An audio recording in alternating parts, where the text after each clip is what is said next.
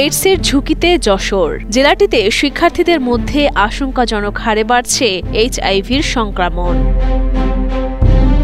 সম্প্রতি যশোর ২৫০ শয্যা বিশিষ্ট জেনারেল হাসপাতালে আয়োজিত স্বাস্থ্য বিভাগের সমন্বয় বৈঠকে জানা গেছে এমন তথ্য। জানা যায়, গত বছর এইডসে আক্রান্ত রোগীর সংখ্যা ছিল ১২ জন। তবে চলতি বছরের অর্ধেক সময়েই তা বেড়ে দাঁড়িয়েছে দ্বিগুণেরও বেশি। আক্রান্তদের মধ্যে ২৩ জন পুরুষ ও ১৪ জন নারী, এর মধ্যে ২৫ জনই শিক্ষার্থী, যাদের বয়স ১৭ থেকে ২৩ বছরের মধ্যে। বিশেষজ্ঞরা বলছেন, এত সংখ্যক শিক্ষার্থীর আক্রান্ত হওয়া ভবিষ্যতের জন্য বড় হুমকি। সীমান্তবর্তী জেলা হওয়ায় এবং সেখানকার ঝুঁকিপূর্ণ পরিবেশের কারণে এই রোগ দ্রুত ছড়িয়ে পড়ছে বলে ধারণা বিশেষজ্ঞদের।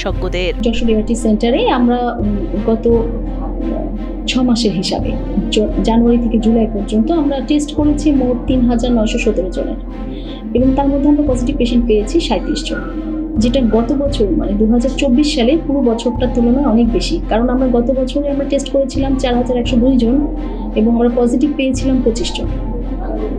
এটার মধ্যে সবচেয়ে অ্যালার্মিং সেটা আমরা পাচ্ছি যে স্টুডেন্টরা বেশি অ্যাফেক্টেড হচ্ছে। যেমন গত বছর আমরা স্টুডেন্ট পেয়েছিলাম ১২ জন, তার মধ্যে ৭ জন ছিল পুরুষ।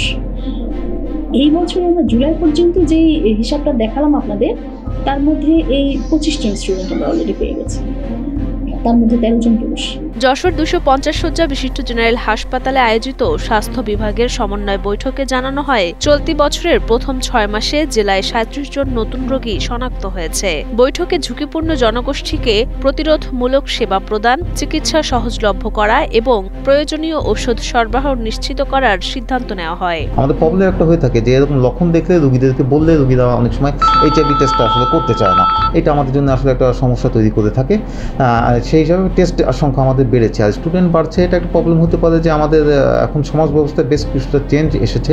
আমরা দেখতে পাচ্ছি যে এখানে সবচেয়ে ঝুঁকিপূর্ণ জনগোষ্ঠী হিসাবে যারা সেক্স ওয়ার্কার রয়েছে, হয়তো এরকম লোকজন বিস্তৃত সেক্সুয়াল যে প্র্যাকটিসগুলো রয়েছে, হোমোসেক্সুয়ালিটি অথবা এই ধরনের কার্যক্রম, সেখানেও আসলে সংক্রমণ বাড়তে পারে। এই প্রবলেমগুলো তো থাকতেই পারে, সেই বিষয়েও আসলে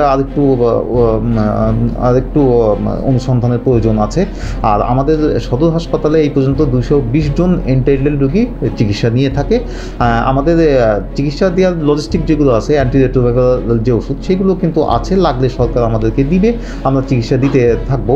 সেই সাথে আমরা সিভিল সার্জনের মাধ্যমে আমরা একসাথে কাজ করে অন্যান্য অধিদপ্তর, সমাজসেবা দপ্তর সহ আমাদের যে অন্যান্য যুব উন্নয়ন রয়েছে, তাদের আরও কয়েকটা দপ্তর একসাথে কাজ করে আমরা চেষ্টা করছি যে জনসচেতনতা বৃদ্ধি করে এই এইডসের বিস্তারটা প্রতিরোধ করা যায় কিনা। জানা গেছে, বর্তমানে যশোর ২৫০ শয্যা হাসপাতালের এআরটি সেন্টারে ২২০ জন এইডস রোগী চিকিৎসা নিচ্ছেন। আক্রান্তদের মধ্যে যশোর সহ খুলনা বিভাগের অন্যান্য জেলারও মানুষ রয়েছেন।